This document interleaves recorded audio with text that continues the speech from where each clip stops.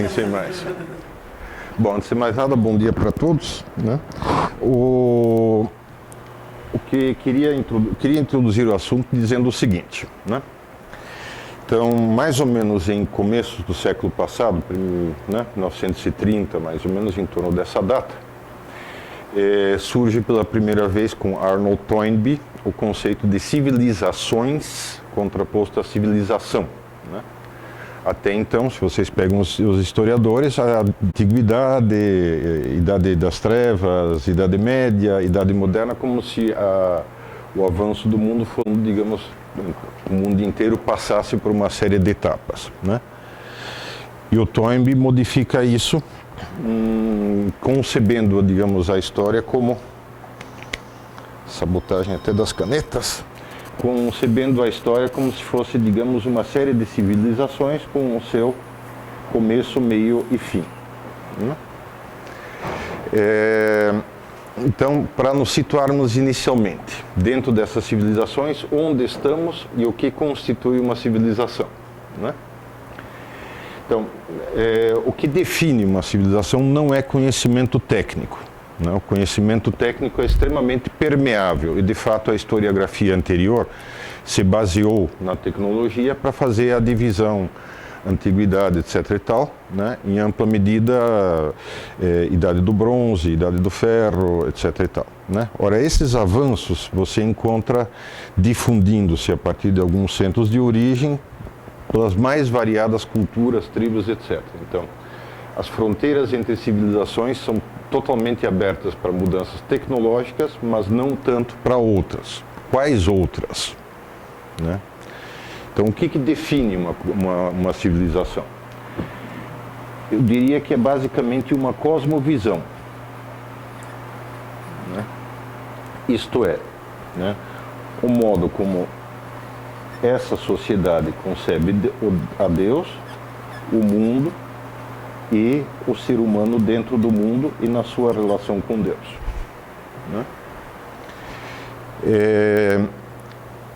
Isto, de fato, isola as civilizações antigas, até certo ponto, dentro de um campo digamos, de fundo comum, né?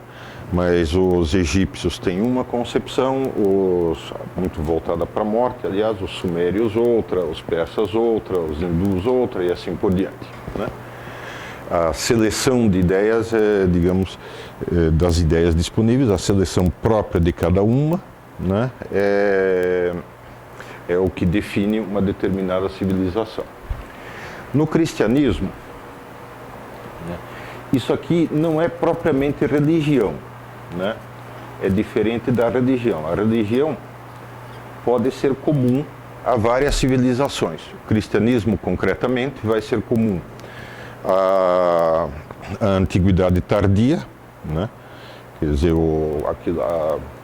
aquilo que começa com Constantino, né? A era que começa com Constantino, a libertação do cristianismo, a autorização do cristianismo como religião, né? Permitida, depois com Teodósio, religião de Estado, né? Então, essa é a questão que acaba mais ou menos com a queda do Império Romano do Ocidente em 536, né?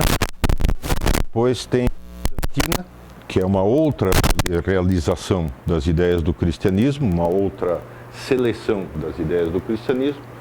Você tem a Idade Média, que é outra realização, a Idade Moderna, que é outra realização diferente, né?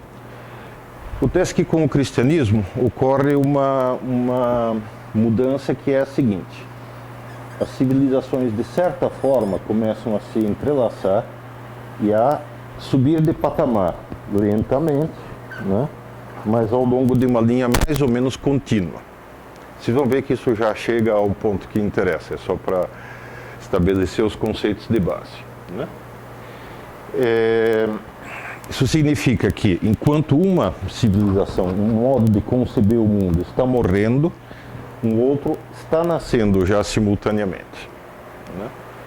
Ou seja, há sempre uma coexistência dos modos de pensar antigos, na sua fase já mais, né, mais decadente, com os modos de pensar novos que começam a ganhar terreno. Tá? Diretamente nessa linha, o que nós temos? Né? Vamos centrar-nos na Idade Média, que é a realização de um modo de pensar platônico, né? Platão através dos neoplatônicos, Plotino, Filão de Alexandria, e através dos padres da Igreja. Então, a Idade Média, durante o período final da Idade Antiga, ou da Antiguidade Tardia, né? A Idade Média já começa a estar em gestação. Então, praticamente a partir do século IV ou V, né? Todas as ideias que vão conformar a Idade Média já começam a entrar em ação. E vai durar, vai começar, vamos dizer assim, oficialmente a partir do século VIII, né? Pouco antes de Carlos Magno, e vai durar até 1300, 1400, quando entra num período já de decadência bem acentuado, né? Então, a Idade Média começa aqui por volta de 800, preparou-se antes, vai ter o seu auge por volta de 1200 e vai ter o seu decreto de morte por volta de 1450 aproximadamente, né? Ora, no fim da Idade Média, com o nominalismo, a escola franciscana de espiritualidade, a escola franciscana de filosofia, né? Paralelamente à escola tomista, nasce a modernidade, né? A Idade Média é uma realização da concepção platônica, Platão filtrado através dos neoplatônicos e dos padres, né? Dá para dizer que a Idade Moderna é a realização da visão aristotélica, né? Aristóteles, batizado por São Tomás e filtrado pela escola franciscana. Tá? Pois, isso que quadro dá? Então, aqui temos a Idade Moderna, né? A Idade Moderna começa por volta disso, 1500, né? E vai ter o seu auge por volta de 1750, 1800. E aí nós estamos agora nessa fase aqui, vamos dizer assim, né? Na fase em que está, por um lado, há uma morte de todas as ideias centrais da modernidade, né? E por outro lado há todo um esforço, uma tentativa de apalpar, né? O que pode ser o novo mundo, a próxima civilização, vamos dizer assim, tá? O que a gente vai tentar fazer é isolar quais são as duas tendências, né? Qual é a tendência, digamos assim, de decadência e a tendência de subida, tá? Começamos pela decadência porque sempre é um bom ponto de partida, né? Ok, então o que caracterizaria a Idade Moderna?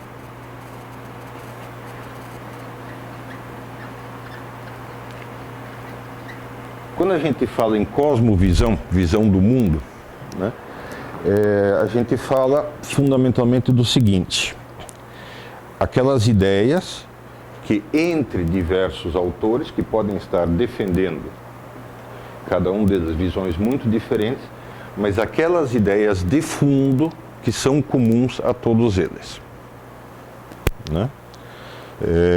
Que muitas vezes e que, portanto, não se discutem propriamente, né? Não são objeto e sim são dadas por aceitas sem muita reflexão.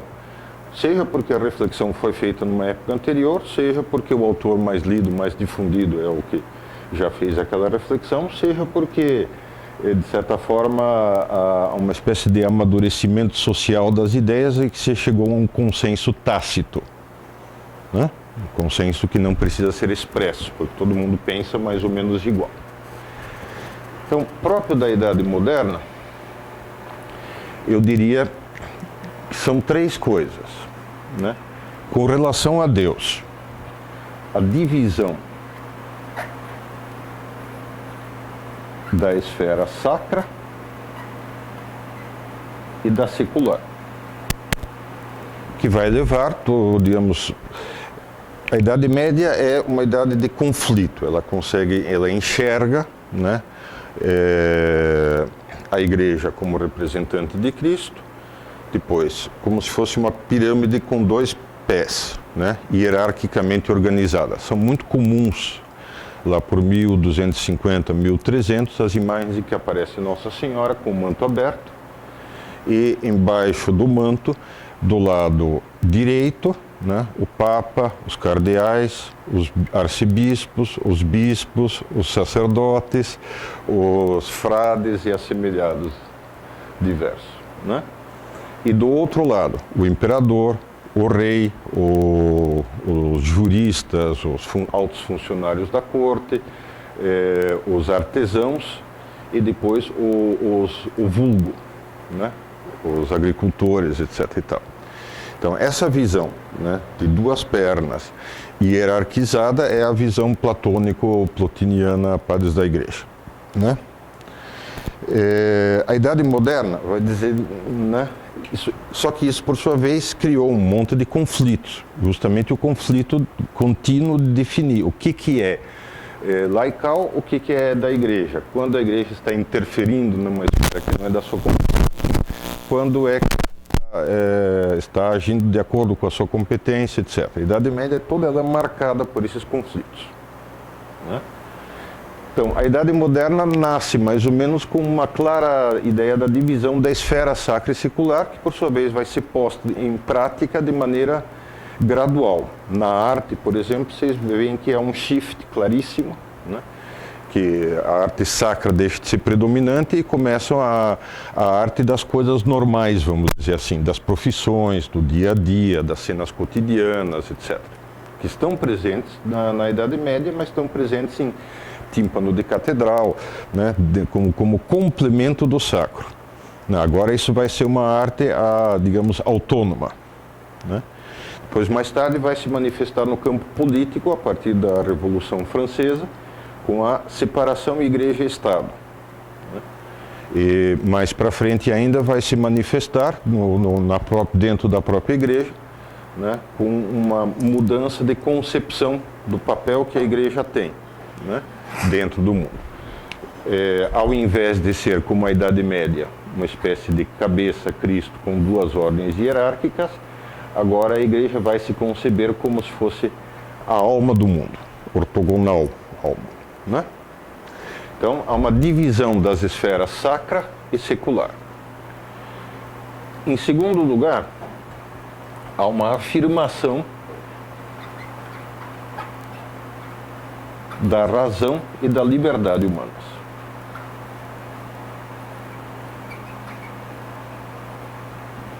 Começa com o humanismo renascentista e depois vai crescentemente, né, a toda uma exploração de todas as forças da razão, né? Basta ver o imenso edifício das ciências e das tecnologias, que em 1500 era praticamente existente e neste século atingiu um grau assim enorme, né? Quer dizer, a capacidade humana de explicar o mundo, de entender o mundo e de agir sobre ele multiplicou-se enormemente, graças a ao apostar na razão e ao apostar na liberdade humana, né? E a terceira característica, né, a ideia da igualdade dos filhos de Deus. Então, em vez de se conceber o universo como se fosse uma espécie de reflexo do céu, como faz a Idade Média, né? Um livro que descreve isso muito bem é a imagem esquecida do Lewis, C.S. Lewis, né? The Forgotten Image. Agora se concebe todos os homens como estando presentes no plano da natureza, né? Onde o instrumento é o da razão e que, portanto, em princípio, todos deveriam ter igualdade de direitos. né? E daí toda a decorrência, digamos assim, do predomínio da lei sobre a vontade do monarca, né? Portanto, das monarquias constitucionais, todo o movimento lento, mas mais ou menos constante em direção à democracia, que idealmente seria o sistema que mostraria isso da maneira mais clara, né? Todos iguais perante Deus, e o próprio governante não é alguém que tem um mandato divino, mas é um administrador, um chefe de empresa, é um homem prático que tem que gerir o Estado, né? Então, isso é uma revolução, digamos, muito grande e que vai sendo instaurada progressivamente, tá? Agora, cada coisa dessas, como sempre, em todas as civilizações ocorre isso, né? Cada coisa dessas traz consigo o que poderíamos chamar o defeito da virtude, né? Ou seja, traz consigo, ao mesmo tempo que cada coisa dessas em si é uma coisa boa, ela traz consigo um perigo que vai ter consequências nefastas, né?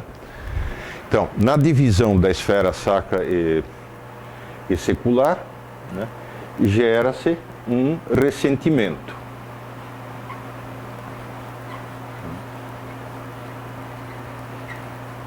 Que vai dar no secularismo, né? Ou seja, quer dizer, há uma espécie de conceito por parte do laicado dentro da igreja de que eles não foram suficientemente valorizados. Isso tem expressão no Código de Direito Canônico, tem montes de expressões em muitos lugares, né? Para vocês terem uma ideia, de fato não existia dentro da igreja uma definição de leigo, só existia definição de sacerdote e definição de bispo, mas não havia definição de leigo. Então, de fato, houve, por razões históricas diversas, mas houve um negligenciamento da posição dos leigos já no final da Idade Média, né? Já a partir de 1200. E isso fez com que a modernidade nascente, ao apostar no ser humano, né, apostasse sempre com uma espécie de visão antagônica, né? Quer dizer, é preciso que nós nos libertemos da tutela da igreja, né? Então, esse ressentimento, por sua vez, implica aquilo que poderíamos chamar a visão revolucionária.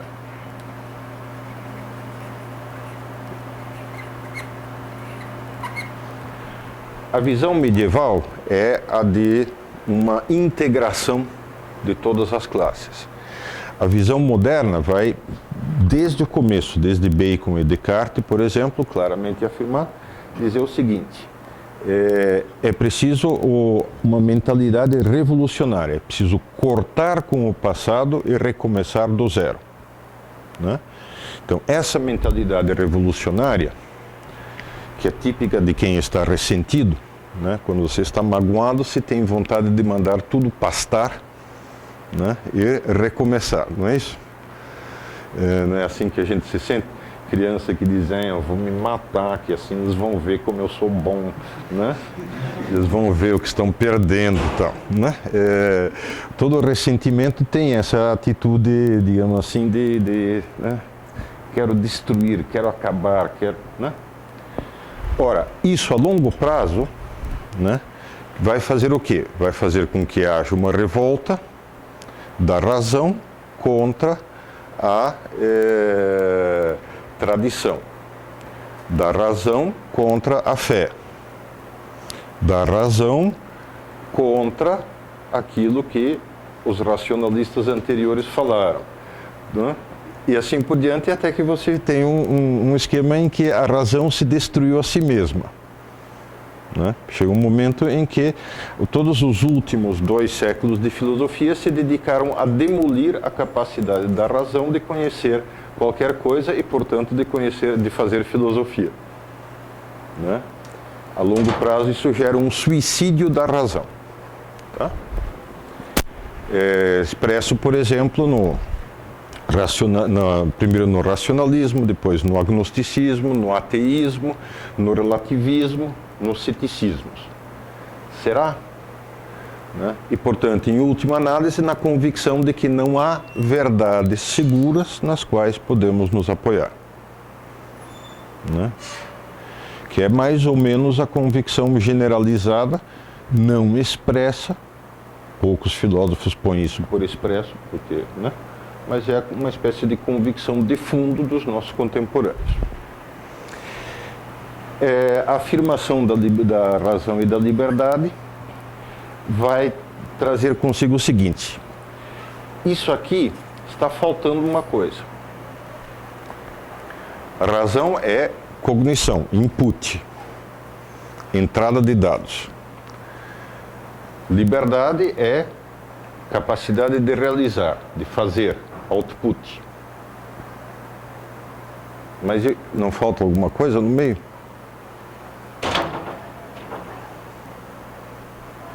Quer dizer, no fundo, é quase uma visão da caixa preta behaviorista. Estímulo, entra estímulo, não se sabe o que acontece lá dentro, sai a resposta.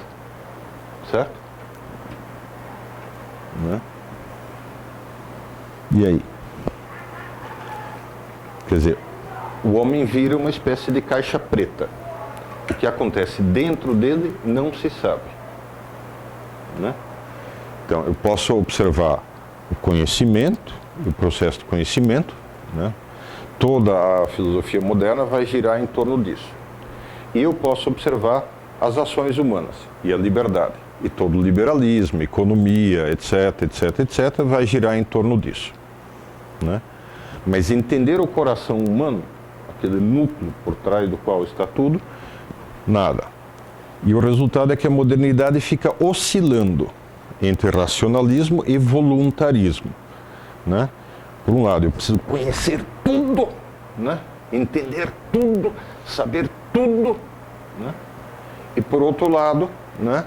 A reação, mas eu não consigo conhecer tudo, não dá para conhecer tudo, portanto eu preciso fazer, decidir, just do it. Haja, corra, ande, faça, não pense. Né? Se vocês pegam, por exemplo, Hegel, auge da teoria do conhecimento, conhecimento pelo conhecimento e conhecimento baseado única e exclusivamente na capacidade humana de conhecer, né? E a reação contra Hegel é Nietzsche, né? Peguem o martelo e destruam tudo, né? Ajam loucamente, sigam totalmente os seus instintos, façam o que as paixões mandarem. Ou Marx, o importante é a luta de classes, o ódio de todos contra todos. Né? Então, essa oscilação é clássica em toda a era moderna. Né? E o problema da igualdade dos filhos de Deus vai criar uma espécie de soberba, de sensação de que, né, não, as coisas têm que ser impostas pela reivindicação. Eu preciso puxar os meus direitos. Né? Toda a teoria dos direitos humanos, por exemplo, embora tenha nascido com os estoicos, é desenvolvida a partir da Revolução Francesa. Né? Só que o problema da teoria dos direitos humanos é que sozinha ela é insuficiente. Né? Porque uma vez que você está pensando, eu sou igual aos outros, né? Então eu sou igual a quais dos outros? Bom, fundamentalmente eu sou igual aos inteligentes, ricos, saudáveis, né? Melhor, como é que é? Melhor ser rico e sadio do que pobre e doente, não é isso? Então é melhor você... Então eu quero ser essas coisas. Daí para você dizer, não, eu tenho o direito de ser essas coisas, pronto, né? E se eu tenho o direito, alguém tem que me fornecer, certo? Portanto, cadê? O que vocês não estão fazendo para o meu benefício? Né? Esse problema já foi apontado na primeira declaração dos direitos do homem e do cidadão, numa assembleia, numa das sessões da Assembleia Constituinte Francesa, que fez essa declaração. Né? Um velho bispo, o La Rochefoucauld, pede a palavra. Ele era deputado na Assembleia Constituinte, né? Pediu a palavra e disse: olha, os homens já são bastante inclinados a procurar os seus direitos, né? Não seria interessante apormos, né, a Declaração dos Direitos do Homem e do Cidadão, a Declaração dos Deveres do Homem e do Cidadão? Né? Em vez de olhar só para aquilo que eu gostaria que os outros me fornecessem, será que eu não deveria olhar também para aquilo que eu devo fornecer a eles? Né? Então, essa dinâmica é a grande dinâmica que vai levar ao caos moral atual, né? Em que tudo são direitos, né? Eu tenho direito à saúde, portanto o governo tem que me fornecer saúde. Eu tenho direito à educação, portanto alguém tem que me fornecer educação, de preferência o governo. Eu tenho problemas psíquicos e, portanto, alguém tem que atender aos meus problemas psíquicos, né? Então você começa a entrar na dinâmica em que tudo tem que ser fornecido para todos necessariamente. Por um lado você tem o welfare state, por outro lado você tem todos os movimentos reivindicatórios. Se eu não tenho terra, eu preciso que me arranjem terra, né? Afinal de contas, eu tenho direito a ter terra. Se eu não tenho uma moradia, né, eu tenho direito a que me arrumem uma moradia, e assim por diante. Então, né? E aí você cai no caos porque não há limite para esse número de direitos, né? Os direitos dependem muito do teu capricho. Ah, você acha que se gosta de tal coisa, ergo você tem direito de tal coisa. Então é a multiplicação, né? Uma multiplicação enorme dos direitos no nosso século. Muito bom. Como é que uma civilização entra na fase de queda, né? Primeiro, nas primeiras fases, na fase de ascensão, toda a parte boa vai ser afirmada, vai de certa forma, vão se tirando as consequências desses pressupostos de base, né? E por outro lado, as forças negativas ainda inicialmente são pequenas, mas depois, mais para frente, elas vão, os exageros de cada um desses, né? Porque é sempre o defeito da virtude, é o contrário, eles é que vão ganhando força. Então se dá, de certa forma, duas fases. A primeira é aquilo que os teólogos medievais chamavam de corruptio optimi, péssima. A corrupção do ótimo é o péssimo, né? A corrupção das ideias de base da modernidade, né, levaram aos sistemas socialista e comunista, com seus 20 milhões de mortos ou mais, né, ao sistema nazista, né, com os seus outros 20 milhões de mortos, ao egocentrismo, individualismo liberal, né, com os seus não sei quantos milhões de mortos, especialmente crianças não nascidas, né, etc. Quer dizer, gerou os sistemas assassinos.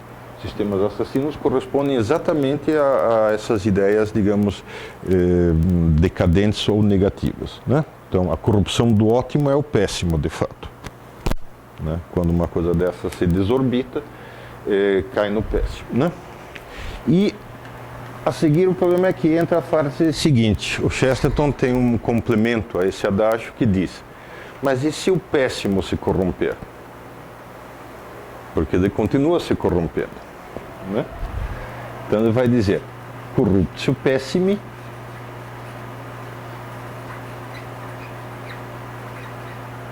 nihil.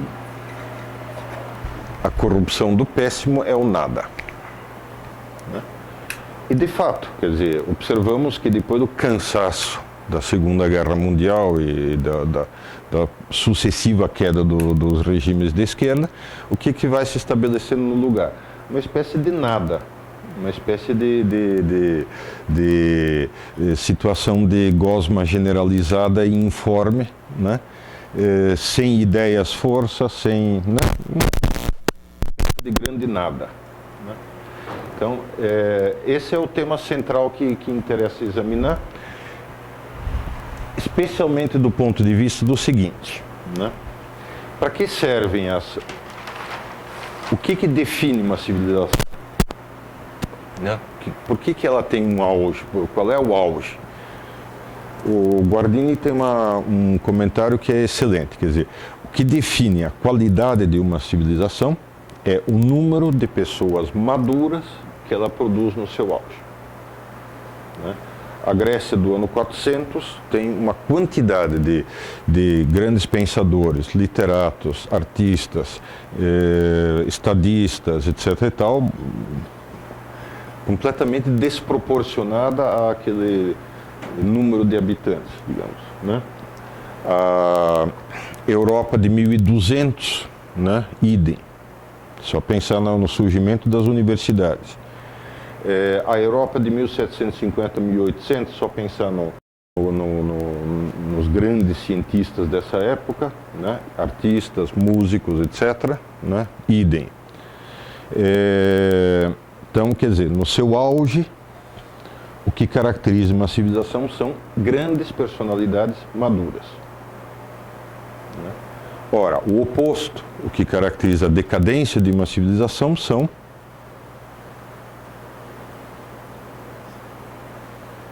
homens imaturos. É a imaturidade generalizada.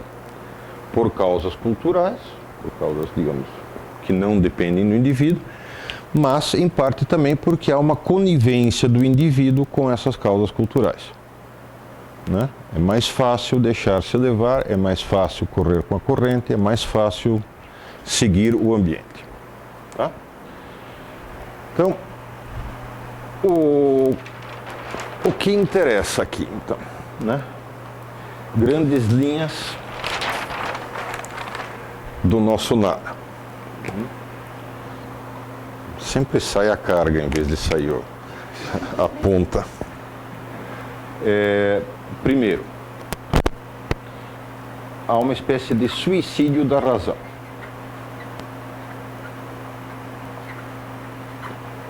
Isso traz consigo o seguinte, né? Tudo bem, durante os últimos 200 anos, a quantidade de gente bombardeando a capacidade humana de conhecer e querendo reduzi-la à capacidade animal de conhecer foi enorme, né? Então, o resultado é uma espécie de desencanto. Não dá para ter certezas, já falamos disso. Se não dá para ter certezas, né, o que fica no lugar?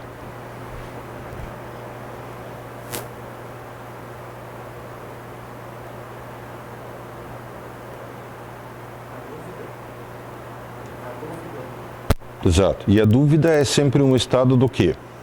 Ceticismo. Não necessariamente ceticismo. Ceticismo é a desconfiança de que seja possível resolver as dúvidas. Mas a dúvida gera na pessoa o quê? Insegurança, tensão. Porque a gente é feito para ter certezas. A gente, digamos, procura sempre aquela sensação. O que é estável é a certeza. O resto é sempre situação de transição, desagradável até afetivamente. Né? Então, o estado de dúvida gera no ser humano insegurança. Né? Que é o que vocês encontram nos nossos contemporâneos. Depressão é o grau mais alto da insegurança, é uma forma de medo, é o medo que se tornou patológico e desvinculado da realidade. Né? Preguiça, medo de fazer, né? É um medo diante do esforço que vai me custar realizar qualquer obra. Né? Então, a dominante dessas épocas é o medo. Né? Um medo disfarçado, um medo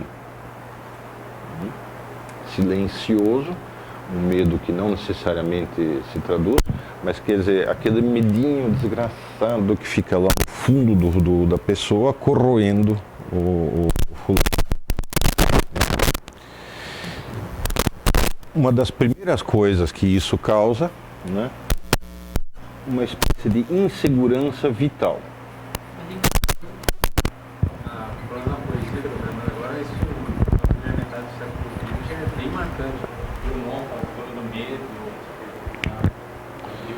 Curioso que na poesia moderna é bastante marcante essa fase do Drummond, poema lá do medo, Cheiramos Flores de Medo. Sim, sim. O Eliot nos Homens Ocos vai falar um pouco. Não, e continua em ampla medida. Né? A Máquina do Mundo. Isso, exatamente. Né? E eu não aposto porque quem garante? E se eu me decepcionar? E se eu errar? Então, como não tenho certezas lá atrás, não sei se Deus existe ou não existe, não sei se Ele me apoia ou não me apoia, não sei se Ele gosta ou não gosta de mim, não sei se esse mundo existe, afinal de contas, ou não, não sei se eu tenho um futuro assegurado, não sei se não sei. Melhor não apostar, melhor eu ficar onde eu estou. Quer passar para ele? Angústia também, né? O medo é angústia, né?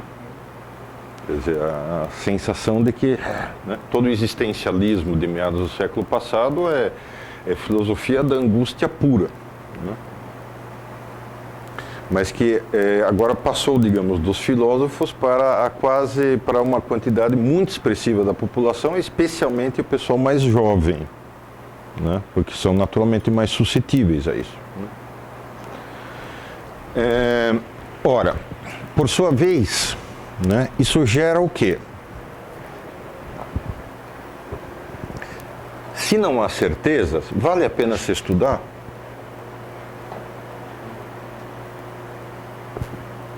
Se não há certezas, vale a pena estudar alguma coisa? Basta ver, pense não tanto nas pessoas que estão nesta sala, que são a exceção que confirma a regra, mas nos colegas. O desencanto com o valor do conhecimento, do estudo. Quer dizer, quem hoje, alguma vez, viu como um possível modelo de vida o de sábio? Ora, né, na Grécia Antiga, por mais que houvesse ricos pragmáticos, por mais que houvesse os caras que detestassem filósofos, por mais que houvesse sofistas, havia uma admiração enorme pelo papel do filósofo. Na Idade Média, uma admiração enorme pelo papel do teólogo. Os teólogos têm nome, digamos, socialmente. Né? Agora, na Idade Moderna, o de cientista. O cientista era um ideal de vida agora. Né? Mas agora, o que os seus colegas querem ser?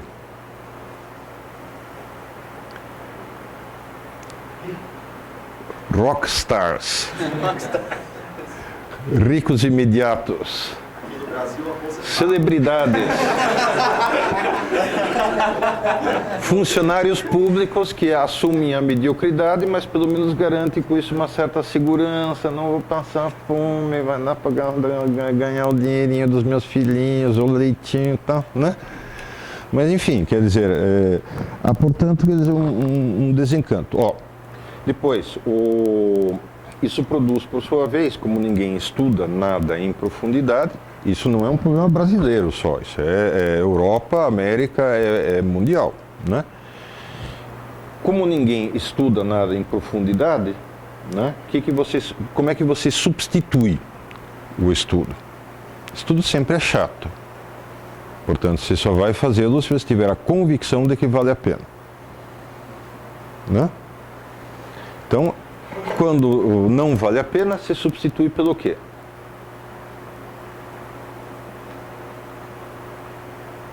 Das informações desagregadas. Internet espetacular, é a grande mina de informação, né? Posso ler tudo o que me interessa em mais ou menos 0,3 segundos, estou exagerando, 5 segundos, né? Um monte de nexos de informação, não preciso me preocupar em harmonizá-lo, né? Podem ser altamente conflitantes, tudo bem, não preciso me preocupar em articulação de fontes, porque isso existe estudo. Além disso, quer dizer, imagens que são muito mais fáceis e muito mais animais, então é muito mais tranquilo. né? Civilização da imagem é a civilização que desistiu de ser sábio. Não é que não seja útil também, entende? Quer dizer, dentro de um outro contexto isso tá ótimo, mas quer dizer, como alimento principal, textinhos de origem mais ou menos desconhecida da internet, né? Projeto, como é que é? Wikipédia, né? Mais vídeos do YouTube, né? Mais sites de novidades, informações, não produzem uma visão do mundo, né? É uma massa amorfa de conhecimentinhos soltos, né? Então, uma superficialização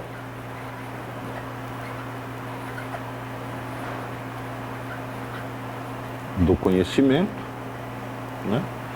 E a reclusão na frivolidade. Não é à toa que o pessoal que falava do pós-moderno dizia, não, olha, a razão provou que ela é incompetente, que ela não consegue fazer nada. Portanto, ela é útil apenas para quê? Para divertir-se, para brincar, para fazer charadinhas, né? Basta ler os livros do Italo Calvino, né? Do Jorge Luis Borges e tal. Quer dizer, são livros que a pessoa não tem o que dizer. Então, faz joguinhos verbais legais, né? As historinhas que, enfim, né? As séries americanas. Há uma mensagem assim de fundo? Não há nenhuma análise da natureza humana, não há. Mas, quer dizer, é legal, é entretenimento, né? A cultura do entretenimento.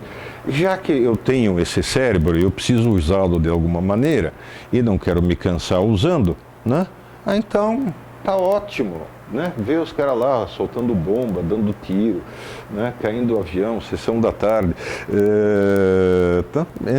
Tem uns sentimentos assim, vagamente chora quando a mocinha chora, né? E pronto, tá, né? Então, eu estou, de certa forma, surfando na superfície da vida. Fala. E em relação às escolas, né? Como que o senhor vê isso? As escolas, quer dizer, é sempre um processo duplo, né? Quer dizer, por um lado, há todo o establishment intelectual que foi pegando as ideias, foi fazendo claramente a autodestruição daquela civilização, no caso da nossa, né? Quer dizer, a partir do marxismo, do nietzscheanismo, do freudianismo, etc. e tal, quer dizer, há uma clara tendência a vamos destruir o que está aí, até como consequência daquela mentalidade revolucionária, né? Porque se eles então, não veem você vai indo passo a passo e você vê que claramente cada filósofo constrói sobre o anterior no sentido de destruir. Se é que não é um paradoxo em termos isso, né? Porque se não existe o amor ao estudo, ao conhecimento em si mesmo, né?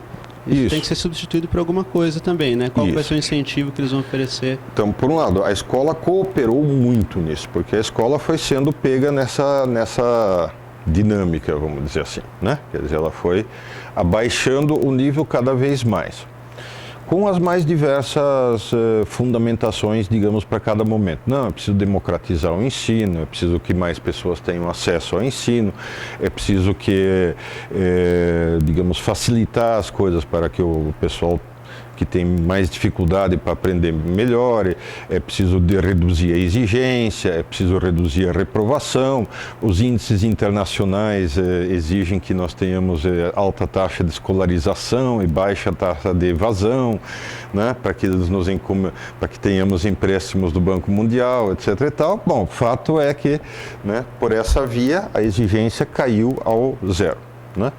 Mas não é que haja uma reação da parte dos educandos, né? Os educandos, por sua vez, assumiram exatamente esse processo, né? Isso não é um dado, hein? Quer dizer, o Politécnico hoje, né, vai à faculdade de short ou bermuda, né? Chinelo, havaianas, eventualmente camiseta, ou não, dependendo do calor. senta sobre as omoplatas e puxa o negocinho lá, o celular, a agendinha, etc e tal, e começa a surfar na internet, etc. Né? Chega no meio da aula, sai mais ou menos no começo, quando ele entra e sai quando ele quer. Né?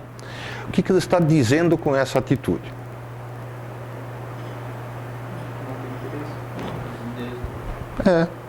Quer dizer, isto é uma enganação, eu estou aqui me deixando enganar, você é uma besta que não tem nada para me ensinar, portanto, tchau. Né? E isso é claramente uma atitude cultural a que as pessoas foram levadas. Né?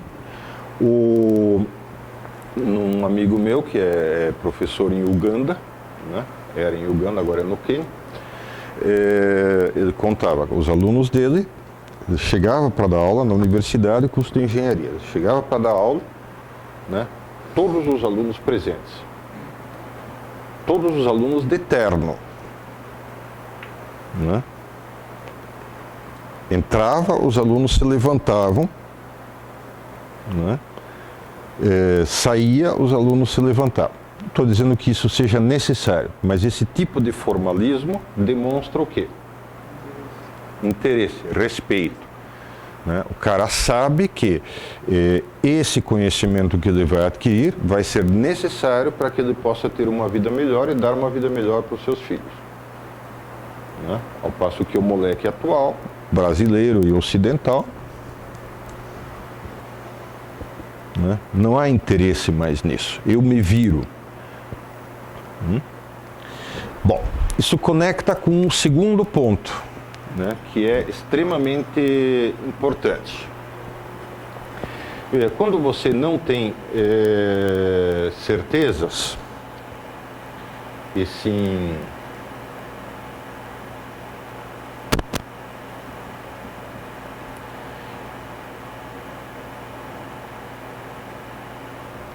sim apenas isto aqui, né?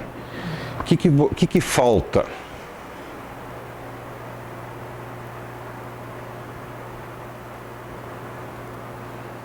O que você não desenvolve? E deveria desenvolver?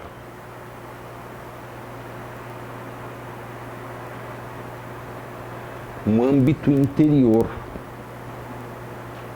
né? Quer dizer, o próprio, aquilo que define uma pessoa madura é o quê? É que ela, com o correr do tempo, né, vai se distinguindo cada vez mais, primeiro do ambiente externo imediato. Né? Então, um bebê no berço, o que ele faz? Ele fica testando tudo para ver se é externo a ele ou parte dele. Né? Tem um dedo, ele morde, se doer é dele, se não é de outro. Né? Então vocês veem que ele vai tendendo a morder tudo, a palpar tudo, mexer tudo, tal, né? Quer dizer, e é um longo tempo de aprendizado. Depois ele precisa começar a se definir perante os pais. Né? A frase seguinte do amadurecimento é distinguir-se dos pais. Né?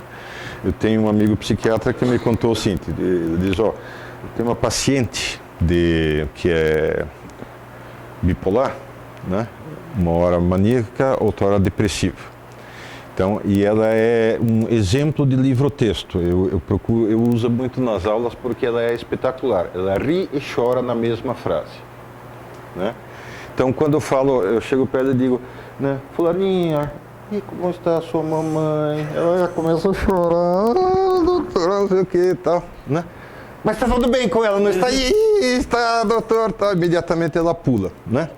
O que é isso? É uma pessoa que não está diferenciada afetivamente do estado de espírito externo, né? Das coisas externas e das pessoas em volta. Então ela é dependente, né? Do tempo, do clima, do sorriso, da atitude corporal dos outros, quer dizer, é totalmente dependente afetivamente. Ela não tem ela não é alguém, ela não tem uma interioridade própria, né? De novo, não tem interioridade essa caneta. carência de interioridade, né? Quer dizer, carência de interioridade, quer dizer, um âmbito desenvolvido em que a pessoa é ela, em que ela pode dizer eu, né? Isso sempre vai fazer-se, vai se construindo ao longo da vida, né, pela separação. Quer dizer, a criança aprende que se a mamãe está triste, ela não precisa ficar triste. Se a mamãe está brava, ela não precisa ficar brava. Se a mamãe está feliz, ela pode ser feliz. Se a mamãe estiver triste e vice-versa. Começa a haver uma dissociação, certo? Depois, a mesma coisa tem que ir ocorrendo em outros âmbitos e, naturalmente, o grande ponto em que se apoia a formação da interioridade é não religião, no sentido de algo externo, de uma série de práticas, mas vida interior, ou seja, a pessoa se torna plenamente ela em contraste na convivência com Deus, né? Por quê? Porque em Deus ele encontra a medida, né, o máximo, o ponto de apoio, aquilo que ele poderia ser e a certeza de que, com a ajuda de Deus, ele tem condições de se tornar aquilo, né? Ele encontra, portanto, uma meta e um caminho de desenvolvimento pessoal. E isso vai afirmando eu. Ora, o que nós temos hoje é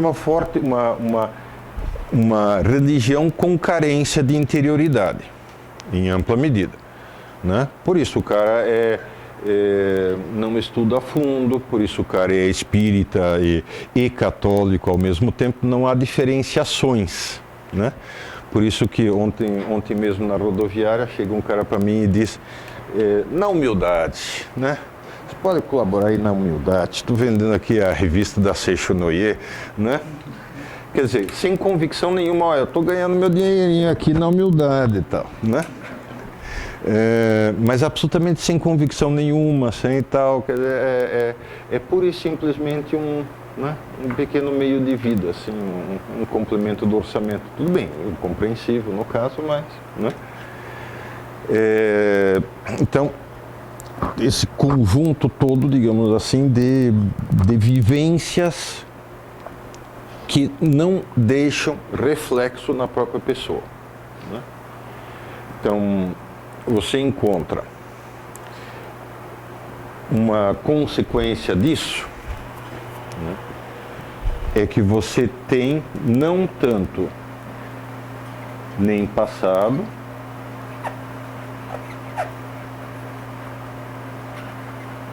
nem futuro,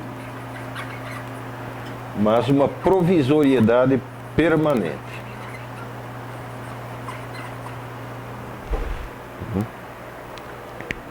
A quantidade de gente que, primeiro, né, como ele não é alguém claramente definido, claramente formado, ele não consegue imaginar um futuro pessoal.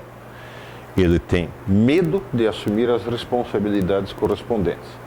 Então, por enquanto, o que ele vai fazer é entreter a espera, né? Não vai tomar decisões definitivas. Vai adiar. Casar, né? Adianta o expediente e já está resolvido o problema. Você tem todas as benesses sem ter que contrair os compromissos que podem lá na frente dar um problema, né? Tem todas as vantagens sem nenhuma das desvantagens. E dá para tocar o barco assim, né? Por isso a quantidade de gente hoje é impressionante. Se pega qualquer romancista de 1800 até quase de 1900, quase, né?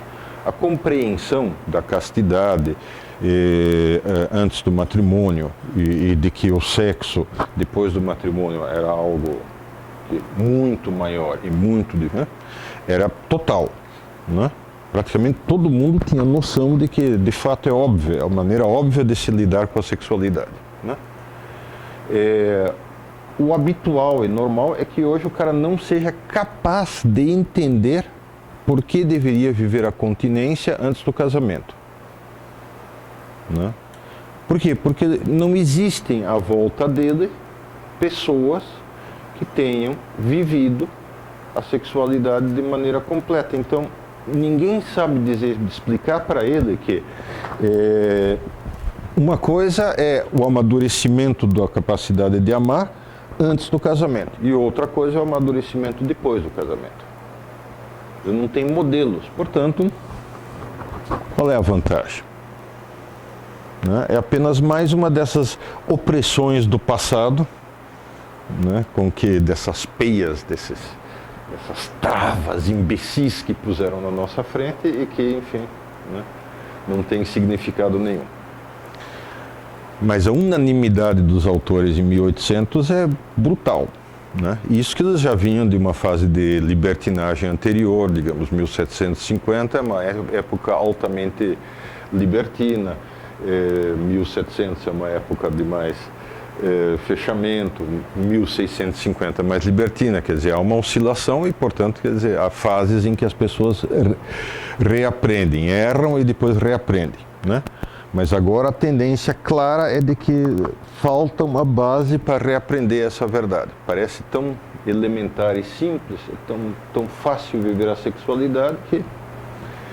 E, portanto, não há autêntico amadurecimento nesse campo também. A quantidade de gente que é totalmente infantil, né? Infantil no sentido de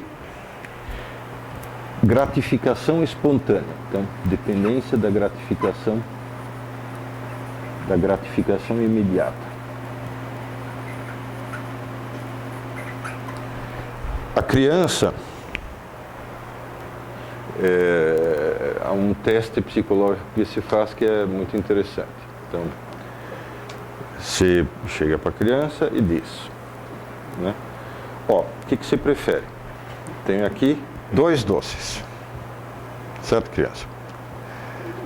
Você prefere um agora ou os 2 daqui a 2 horas?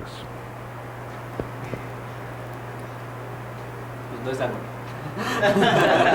Opção não dada.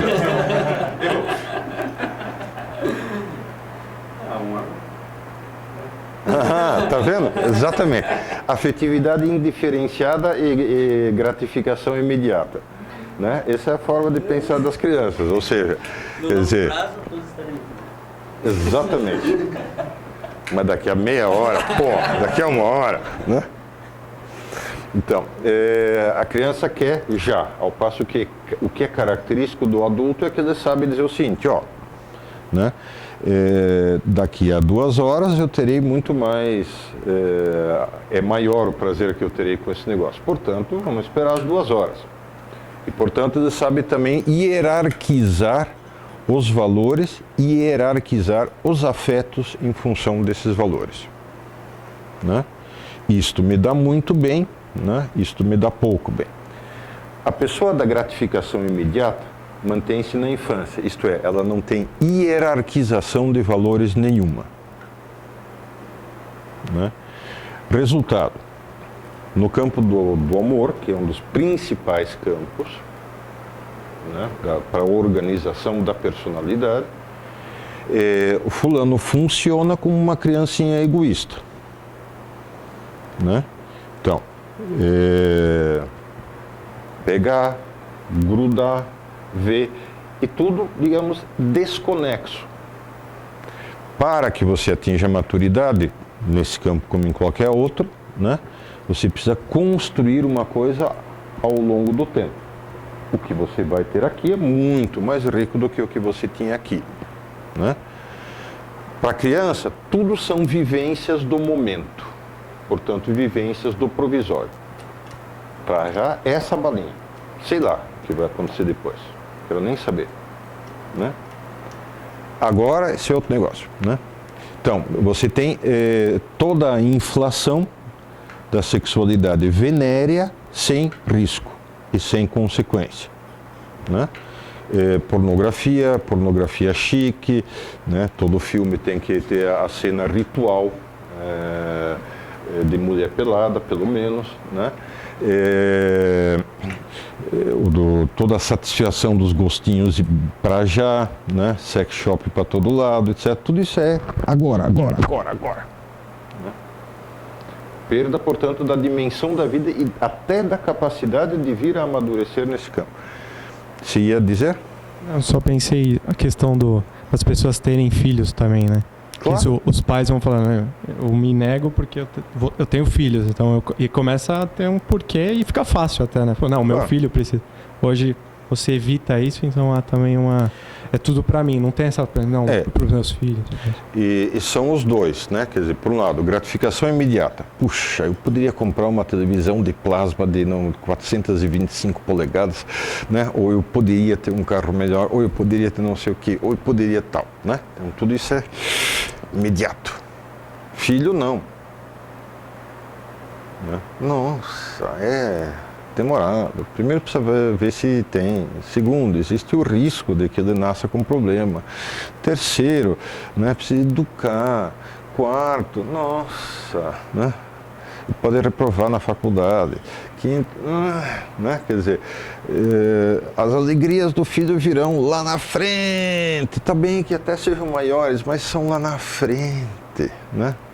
Eu passo que agora eu posso ter um cachorro, show.